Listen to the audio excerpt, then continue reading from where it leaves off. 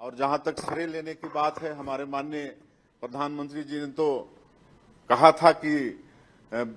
सारा श्रेय विपक्ष को देने के लिए तैयार हैं और माननीय गृह मंत्री जी ने पूरे तर्कपूर्ण बात पार्लियामेंट में रखे थे।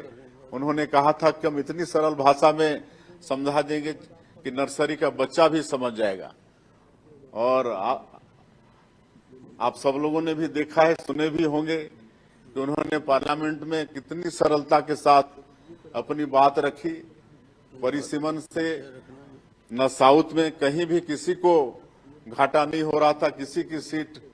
कम नहीं हो रही थी, बल्कि सबकी सीट भी बढ़ रही थी। लेकिन चूंकि विपक्ष का ये रवैया, कभी वो महिला आरक्षण की बात करके उनके मन में कभी देने की बात नहीं हुई और इसीलिए परिसीमन और सेंसस की बात को लेकर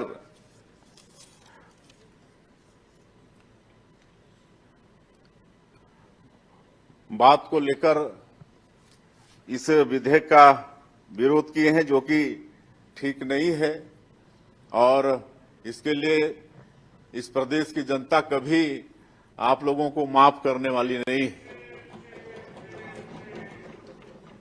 और माननीय अध्यक्ष जी ने ये अवसर प्रदान किया है, आज चर्चा हो रही है संकल्प में, तो एक समय है, अगर आप लोगों को सद्बुद्धि आ जाए और इस संकल्प को सर्वसम्मति से पास कर दें तो शायद आक्रोश कम हो सकता है। और जहां तक नारी सम्मान की बात करें भाजपा और कांग्रेस में, तो हम ये कह सकते हैं कि एक दशक, आज करीब 12 साल हमारे माननीय नरेंद्र मोदी जी को प्रधानमंत्री बने हुए हैं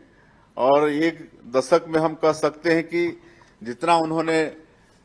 नारियों का सम्मान किया है, उतना आप लोग 6 दशक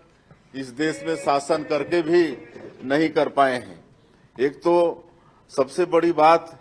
कि उन्होंने देश का जो सर्वोच्च पद होता है महामहिम राष्ट्रपति का, उसमें एक जनजातीय समाज की एक हमारी बहन श्रीमती द्रौपदी मुर्मू को राष्ट्रपति के पद पर विराजमान करके जनजातीय समाज और पूरे नारी समाज का उन्होंने सम्मान बढ़ाया है। और ये एक दशक में माननीय प्रधानमंत्री जी के जितने भी फ्लैगशिप स्कीम है, उसका अगर लाभ देखा जाए तो सर्वाधिक लाभ हमारे देश की मातृ शक्ति को मिला है। चाहे वो कितनी पीड़ा होती थी पहले, जब गांव में गरीबों के शौचालय नहीं होते थे तो हमारी माता बहनों को खुले में शौच जाना पड़ता था। कई बार तो ऐसा होता था,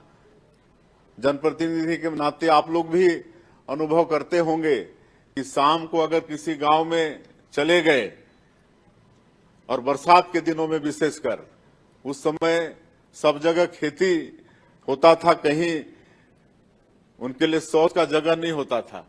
तो गांव के एंट्रेंस में ही रोड के किनारे 10-10, 20-20 महिलाएं लोटा और बाल्टी लेके वहां पर बैठे हुए मिलती, उनकी मजबूरी होती थी, कहे कि उसके अलावा कोई उनके लिए रास्ता नहीं होता था। तो इसकी भी परवाह अगर किसी ने इस देश में की तो हमारे देश के यशस्वी प्रधानमंत्री आदरणीय नरेंद्र मोदी